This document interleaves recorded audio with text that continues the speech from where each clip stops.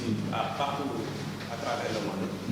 Je pense que je me présente d'abord, c'est M. Ba, ici au lieu de Ahmadou Bamba. Je pense qu'on est au courant de la situation, vu que les écoles sénégalaises viennent d'être fermées, d'être suspendues, d'être fermées par le décret présidentiel. Donc ici au cours du lycée Ahmadou Bamba, on a décidé de partager avec nos élèves en restant chez eux. On va communiquer par rapport aux nouvelles technologies de la communication, de l'information et de la communication. Bon, je suis Michel Ba, professeur de français ici au cours du lycée Ahmadou Bamba. Bon, j'aimerais partager aujourd'hui avec vous l'adjectif qualificatif. Maintenant, pour parler de l'adjectif qualificatif, il est nécessaire que les élèves comprennent d'abord qu'est-ce que c'est que l'adjectif qualificatif, à savoir la définition de l'adjectif qualificatif. Ensuite, de pouvoir comprendre l'accord de l'adjectif qualificatif, comment l'adjectif qualificatif s'aborde. Ensuite, de comprendre les fonctions de l'adjectif qualificatif. Maintenant, je vais commencer à partir de la définition de l'adjectif qualificatif. Qu'est-ce que c'est que l'adjectif qualificatif? Comme on a souvent entendu le dire, l'adjectif qualificatif n'est rien d'autre que le mot qui vient pour dire comment est l'animal, la personne ou bien la chose. C'est parce qu'on a souvent entendu. C'est-à-dire, c'est un mot qui vient pour décrire, pour donner pour préciser un caractère. Je donne un exemple, comme par exemple, une fille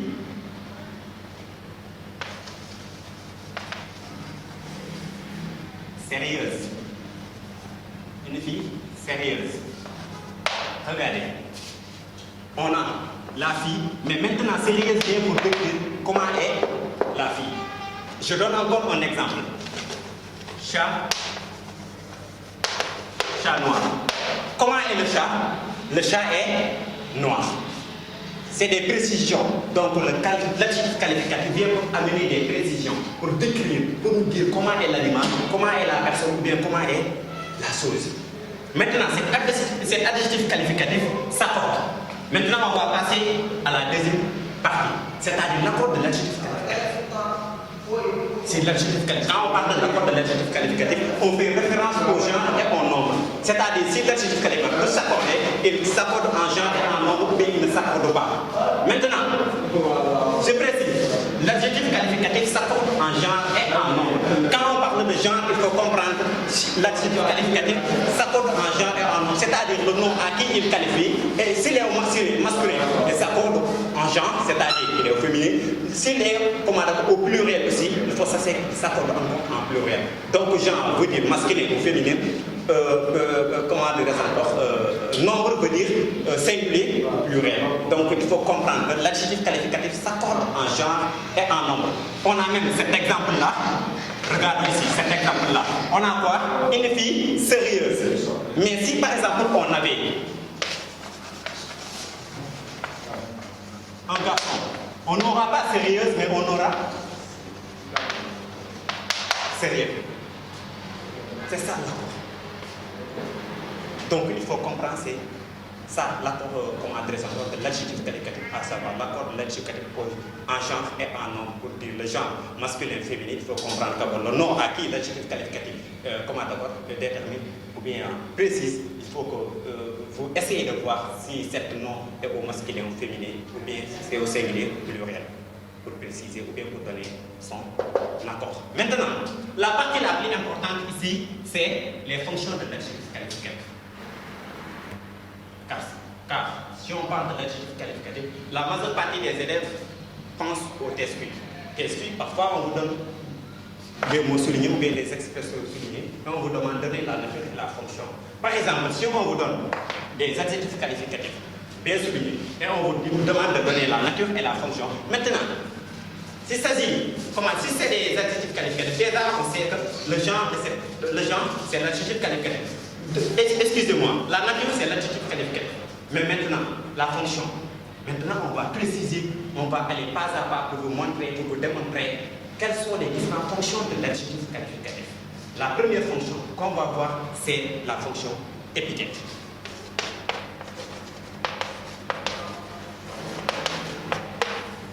La fonction épithète. Quand on parle de la fonction épithète, c'est rien d'autre que le nom, l'adjectif, le nom à qui il qualifie, ils sont directement liés, il n'y a pas de séparation. Mais il faut comprendre qu'il y a deux épithètes. épithète lié et épithète détaché. Mais d'abord, notre problème, on va régler d'abord le problème des adjectifs directement liés, c'est-à-dire ces adjectifs qui sont directement liés avec le nom à qui ils qualifient.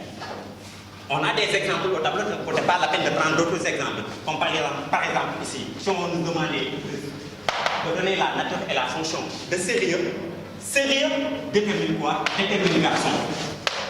C'est le garçon qui est sérieux. Donc ici on a sérieux comme adjectif, comme nature comme adjectif qualificatif. Mais fonction épithète. Mais le problème en est que les élèves confondent deux choses, à savoir épithète du nom et épithète du sujet. On ne dit jamais épithète du sujet, on dit épithète du nom. Épithète du nom, je précise encore, on ne dit jamais épithète du sujet, on dit épithète du nom. Maintenant, regardez bien. Ici, on a sérieux qui est directement lié avec garçon. Il n'y a pas rien, il n'y en a rien qui se les deux. Donc, qu'est-ce que c'est? On dira que sérieux est comme adjectif qualificatif, épithète du nom, garçon. C'est bon. De même qu'ici, on a une fille sérieuse, adjectif qualificatif, mais épithète du nom. Ici aussi, on a noir, adjectif qualificatif, épithète du nom, chat. Mais je reviens un peu en arrière pour vous préciser. Il y a certains verbes qui se prennent comme des adjectifs qualificatifs, alors qu'ils ne sont pas des adjectifs qualificatifs. Je donne l'exemple. Les enfants fatigués. Regardez ici, fatigué. Ici, il ne faut pas confondre. Ici, fatigué n'est pas un adjectif qualificatif. Donc, il faut éviter ces gens des pièges là. On peut vous souligner ici pour vous demander la nature et la fonction. Alors, ici, fatigué n'est pas un adjectif qualificatif. Voilà. Je pense que le problème avec l'épithète est réglé. C'est-à-dire l'épithète, c'est l'adjectif qualificatif qui est directement lié au nom à qui il qualifie. Et je précise encore, on ne dit jamais épithète du sujet, on dit épithète du nom. Maintenant, on va passer à l'autre fonction, à savoir attribuer.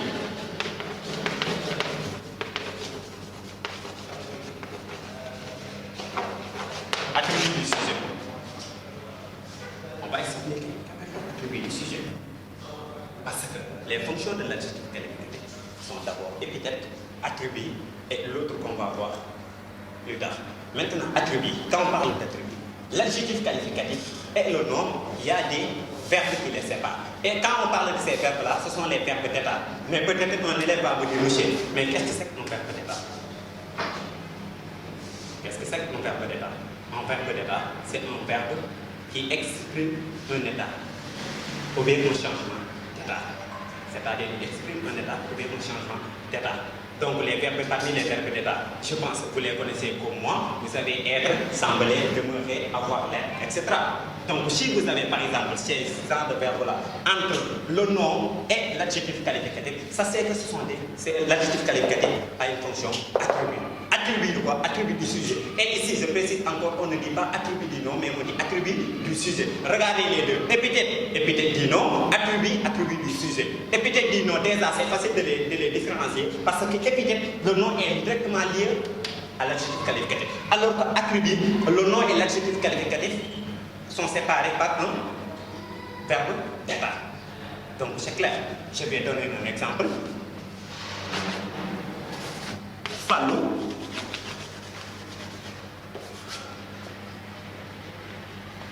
Sans Fallou. Fallou.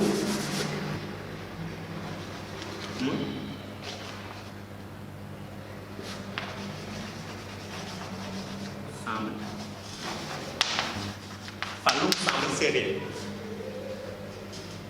Si ici on a Fallou me semble sérieux.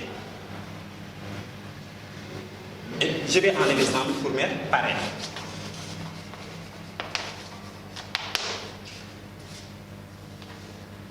Ou bien je peux enlever aussi pour mettre avoir l'air. Avoir l'air d'être sérieux. Voilà. Tout cela, ce sont des verbes d'état qui permettent de séparer le nom et l'adjectif qualificatif à qui il détermine. Donc, si vous avez un adjectif qualificatif qui est séparé au nom avec un verbe d'état, à savoir être, paraître, demeurer, avoir l'air, tous ces verbes-là, ça c'est que l'adjectif qualificatif a comme fonction attribuer du sujet. Mais aussi il y a l'attribut du COD. C'est précis, il y a l'attribut du COD. Attribut du COD, je vais vous donner un exemple. Attribut du COD, Marie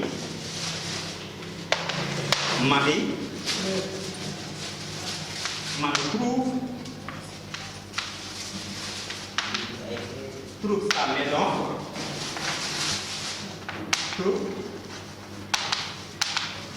petit. Mais petit.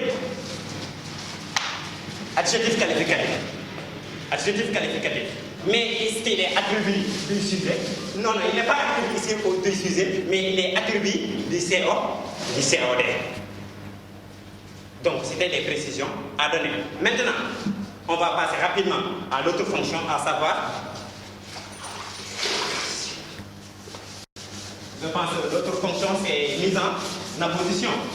Quand on parle de mise en apposition, là, beaucoup d'élèves me disent, c'est la fonction qui est séparée du nom par quelques signes de ponctuation. Signes de ponctuation, quand on parle des signes de ponctuation, peut-être qu'ils pouvaient nous décrire ou bien nous montrer que cet adjectif qualificatif est mis en opposition, peut-être on a virgule. On a aussi point et virgule. On a aussi 2 points. Tous ces 3 signes de ponctuation nous permettent de nous montrer que cet adjectif qualificatif a une fonction. Mise en apposition. Je précise, mise en apposition. Maintenant, je donne un exemple.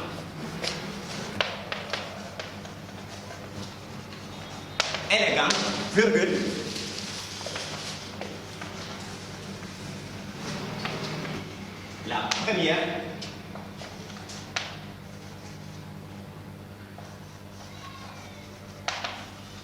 La première dauphine